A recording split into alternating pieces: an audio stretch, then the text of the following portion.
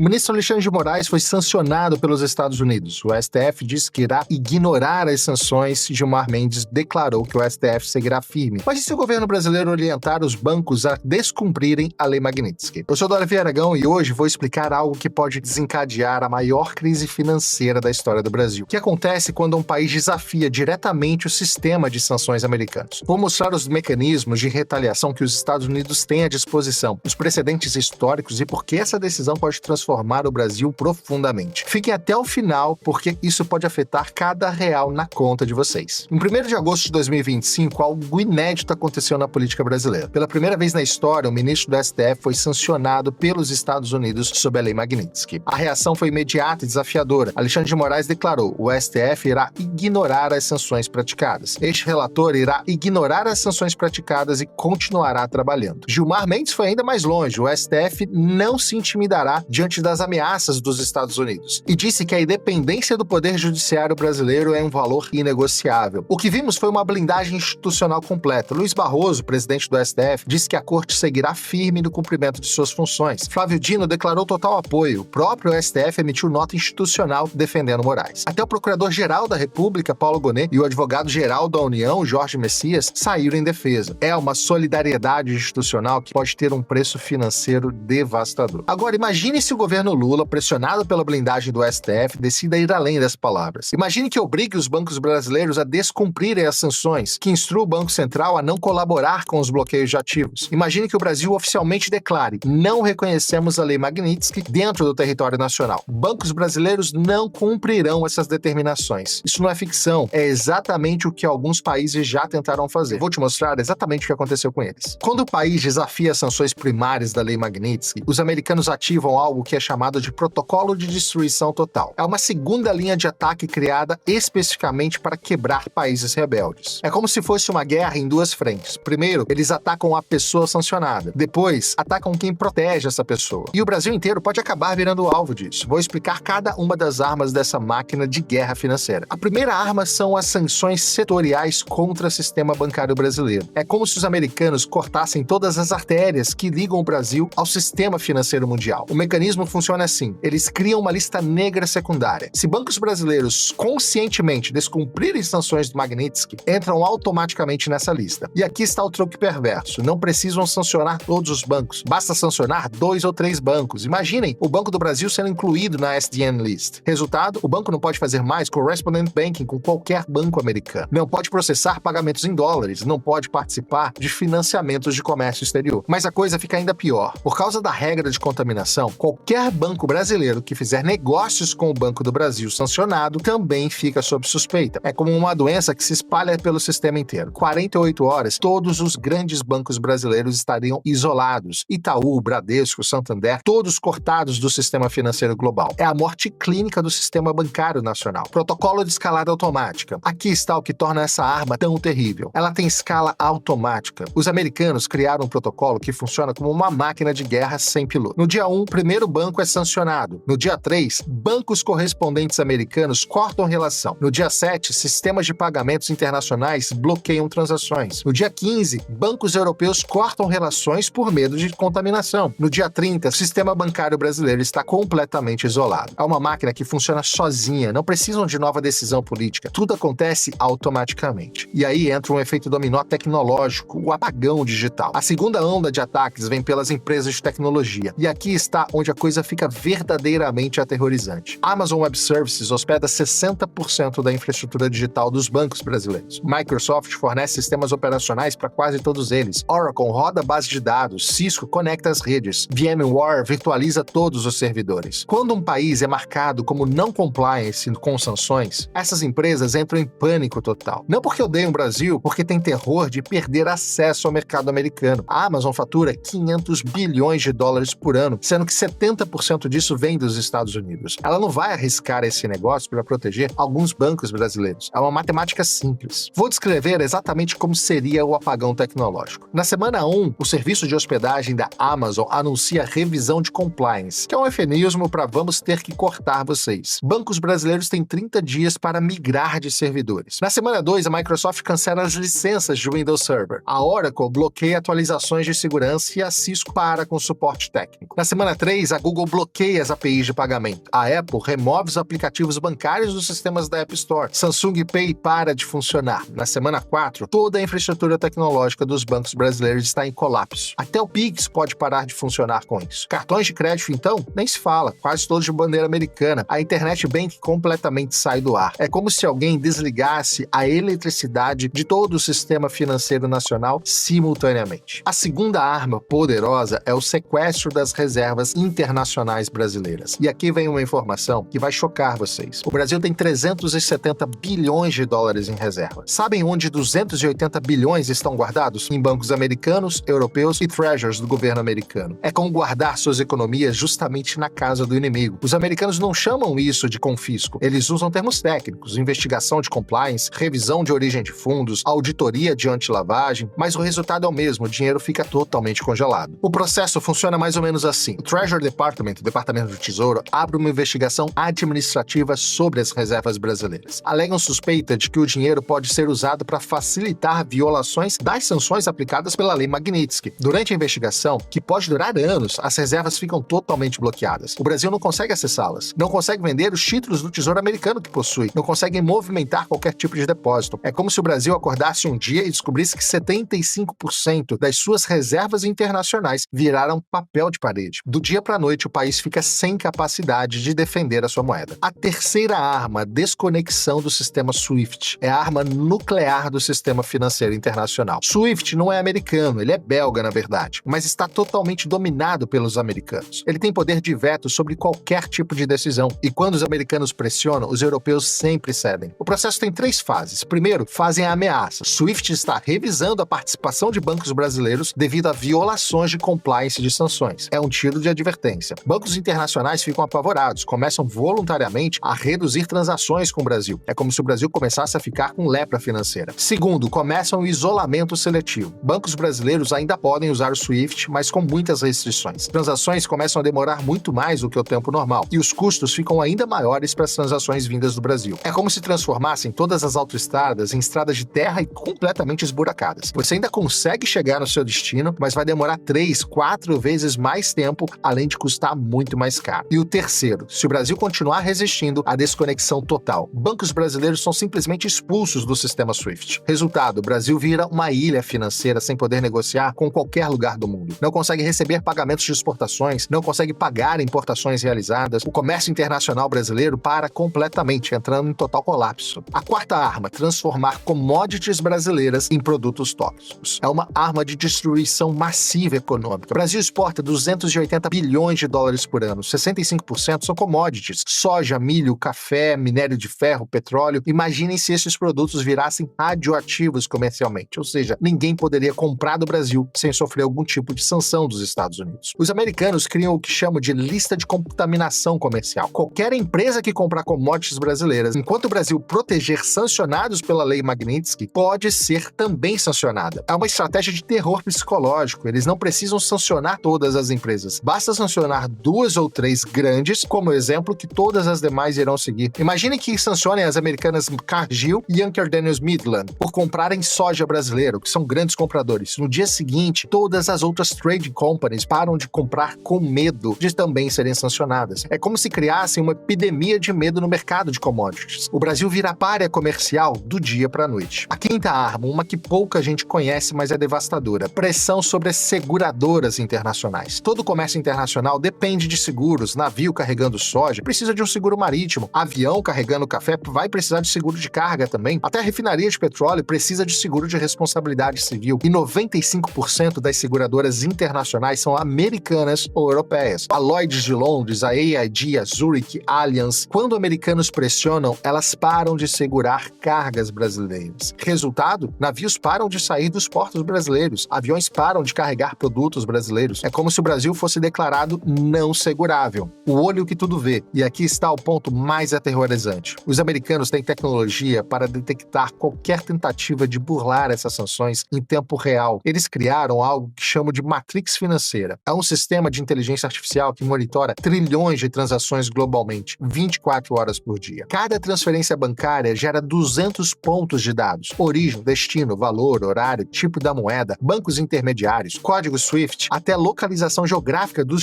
dispositivos usados. Inteligência artificial processa esses dados em tempo real. Machine Learning identifica padrões suspeitos. Se você transferir dinheiro para alguém sancionado usando um banco intermediário lá em Singapura, eles detectam em apenas 30 segundos. Mas vai além da tecnologia. Eles criaram uma rede de informantes digitais. Exchanges de criptomoedas, por exemplo, reportam transações suspeitas. Fintechs vão compartilhar dados de compliance e até empresas de cartão de crédito também viram espiões. É como se cada transação financeira no mundo fosse monitorada por um exército de algoritmos e também de delatores digitais. Para entender o poder dessa arma, veja o que fizeram com a Rússia em 2022. Em 72 horas, destruíram a economia russa. No dia 1, sancionaram os bancos russos. No dia 2, cortaram acesso ao SWIFT. No dia 3, congelaram 300 bilhões em reservas do Banco Central Russo. Resultado? O rublo desvalorizou 50% em uma semana. A inflação disparou 20%. O PIB do país contraiu 8% só no primeiro ano. E aqui está o detalhe principal. A Rússia teve 15 anos para se preparar para essas sanções. Criou sistemas alternativos, acumulou ouro, fez parcerias com a China e, mesmo assim, a economia russa foi praticamente devastada. Vou dar exemplos mais detalhados de países que desafiaram o sistema americano. O caso do Irã, a lição de resistência. Entre 2010 e 2018, o Irã tentou resistir às sanções nucleares, criou um sistema bancário alternativo, usou permuta de mercadorias e até criou uma moeda digital própria. Os americanos responderam com sanções secundárias massivas, cortaram qualquer empresa que fizesse negócio com o Irã do sistema financeiro americano. O resultado veio em números. O PIB iraniano caiu 25% em 5 anos. A moeda se desvalorizou 90%. As importações caíram 80%. O país quase entrou em um colapso social. Só em 2018, o Irã capitulou e aceitou negociar um acordo nuclear. Mesmo assim, muitas sanções continuam até hoje. Outro caso da Venezuela, uma morte lenta. Venezuela tentou proteger funcionários sancionados usando bancos privados e empresas estatais. Os americanos escalaram gradualmente. Primeiro sancionaram Maduro, depois ministros, depois toda a PDVSA, que é a principal estatal petroleira da Venezuela, além do Banco Central e finalmente toda a economia venezuelana. O resultado disso é mais do que conhecido, né? O PIB venezuelano caiu 75% em 8 anos. A hiperinflação destruiu a moeda. 7 milhões e meio de venezuelanos deixaram o país, o que é 25% de toda a população. A Venezuela hoje é um cadáver econômico. Hoje produz apenas 10% da sua capacidade, o que antes eram 3 milhões de barris de petróleo por dia, hoje são apenas 300 mil. Já o caso da Coreia do Norte, um isolamento eterno. A Coreia do Norte criou um sistema financeiro paralelo mais sofisticado que existe. Bancos em Macau, empresas fantasmas em Hong Kong, até hackers cibernéticos para roubar dinheiro. Americanos simplesmente declararam: qualquer banco que toque em dinheiro norte-coreano será banido do sistema americano. Resultado? Isolamento financeiro total há mais de 20 anos. O país só sobrevive porque China viola as sanções secretamente. Mesmo assim, a economia está em colapso permanente. A lição desses casos é clara: não importa quais alternativas você crie. Se os americanos decidirem te quebrar financeiramente, eles vão conseguir. O sistema financeiro global é como uma teia de aranha gigante e os americanos estão no centro dela. Qualquer vibração na teia, eles vão sentir. Qualquer movimento suspeito, eles vão atacar. O Brasil está completamente vulnerável. Mais vulnerável que o Irã, mais vulnerável que a Venezuela e mais vulnerável que até mesmo a própria Rússia. Isso porque a nossa economia é totalmente integrada ao sistema americano. Agora, vou simular exatamente o que aconteceria se o Brasil desafiasse as sanções Magnitsky. É um exercício de análise de risco que todo brasileiro precisa entender. Primeira semana, os americanos enviariam um ultimato formal. O Brasil tem 7 dias para instruir seus bancos a cumprirem as sanções contra Alexandre de Moraes ou enfrentará sanções secundárias. O governo brasileiro responde: não reconhecemos autoridade americana sobre o nosso sistema judiciário. Os bancos brasileiros não cumprirão essas sanções. Wall Street Journal, Financial Times, Bloomberg começam cobertura 24 horas desse evento. Investidores internacionais entrariam em pânico imediato. O risco do país dispara. Na semana seguinte, as primeiras retaliações começam. Primeira onda de sanções secundárias. 3 bancos americanos cortam o sistema de correspondent banking com o Banco do Brasil, Bradesco e Itaú, os maiores do país. Resultado imediato disso, o dólar salta de 5,50 para 7 dólares em uma semana apenas. A bolsa despenca praticamente uns 30% e a fuga de capital supera os 20 bilhões de dólares. Empresas começam a cancelar importações aos montes, não conseguem mais obter cartas de crédito, por exemplo. Os portos param de receber navios que dependem de financiamento internacional. Na terceira semana, as empresas de tecnologia entram no jogo. Microsoft avisa que vai cancelar licenças de bancos brasileiros em 30 dias. Amazon suspende novos contratos com bancos brasileiros. Google bloqueia sistemas. Agora, vou explicar algo que nenhum político quer te falar. O preço humano real que os brasileiros pagariam se o governo decidisse proteger Alexandre de Moraes. Não é sobre economia abstrata não, tá? É sobre vida e morte. O primeiro impacto seria uma catástrofe catástrofe sanitária sem precedentes. Eu vou te explicar por quê, não é exagero. E aqui está um dado que vai chocar vocês. O Brasil importa 95% dos ingredientes farmacêuticos ativos. Significa que 95% dos medicamentos vendidos no Brasil dependem de importações. Insulina para diabéticos, quimioterapia para pacientes de câncer, medicamentos para HIV ou remédios psiquiátricos. Sem acesso ao sistema financeiro internacional, laboratórios estrangeiros param de aceitar pagamentos brasileiros. É como se cortassem o oxigênio de um sistema de saúde nacional inteiro. Além disso, em relação a equipamentos médicos, seria ainda pior. O Brasil importa 80% dos equipamentos hospitalares. Marca-passos, desfibriladores, máquinas de hemodiálise, tomógrafos, respiradores. Imaginem hospitais com pacientes de UTI e os respiradores parando de funcionar porque não conseguem importar peças de reposição, por exemplo. Não conseguem pagar fornecedores estrangeiros. Cirurgias cardíacas canceladas porque não há como importar válvulas. Transplantes suspensos porque não há como pagar medicamentos anti-rejeição. Em 6 meses, teríamos uma crise humanitária comparável a uma guerra, praticamente. Milhares de mortes evitáveis por falta de medicamentos e equipamentos. Segundo impacto, a destruição do sistema alimentar brasileiro. E aqui um outro dado terrível. O Brasil importa 85% dos fertilizantes que usa. E sem fertilizantes, a produtividade agrícola despencaria pelo menos 60% em uma safra. Os preços dos alimentos disparariam. Arroz, feijão, carne, leite, tudo ficaria praticamente inacessível para a população mais carente do Brasil. Mas vai além da produção. O Brasil exporta 80 bilhões de dólares em produtos agrícolas por ano. Sem acesso ao sistema financeiro internacional, as exportações praticamente parariam. O resultado disso é que o agronegócio praticamente quebraria. Milhões de empregos rurais seriam perdidos, cidades do interior entrariam em colapso total por conta da economia ser dependente desse mercado. O terceiro impacto seria uma crise energética. O Brasil importa 70% do petróleo que refina aqui dentro. Importa 40% do gás natural que consome. Sem poder pagar fornecedores internacionais, as refinarias parariam, os postos de combustíveis ficariam sem gasolina, caminhões param de rodar, a distribuição de alimentos colapsa, usinas termoelétricas ficariam sem gás e isso causaria uma instabilidade no sistema elétrico. As indústrias param de produzir por falta de energia confiável dentro do país. É como se voltássemos lá no século XIX,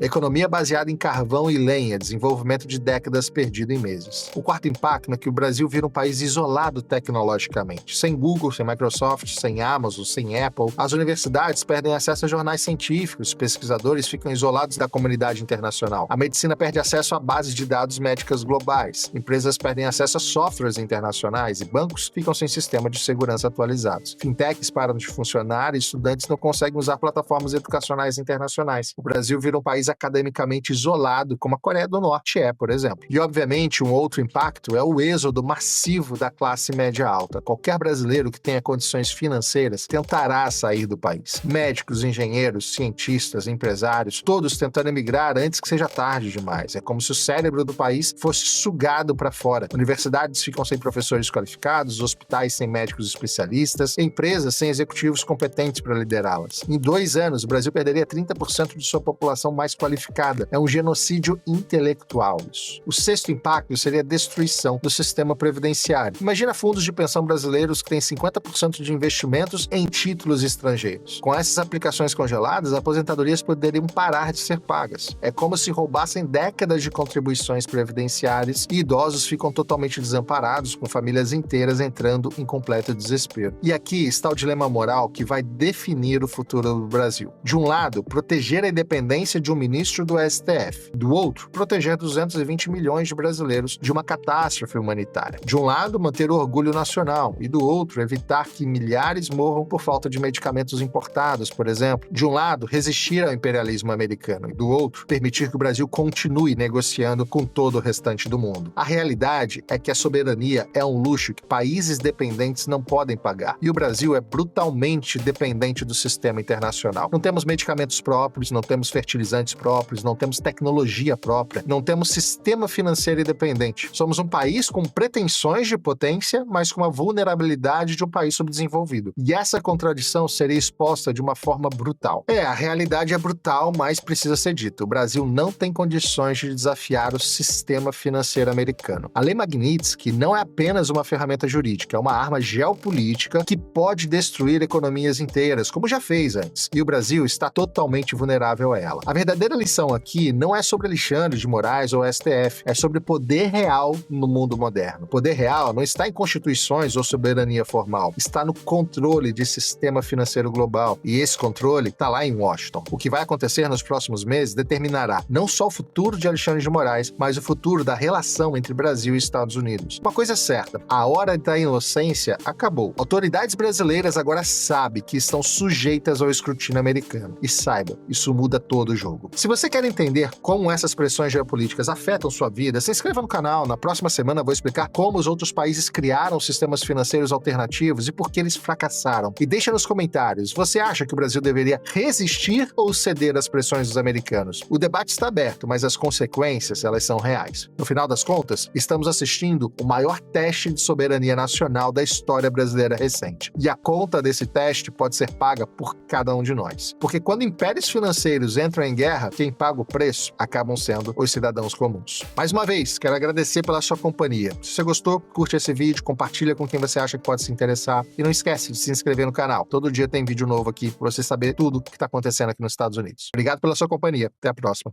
Tchau.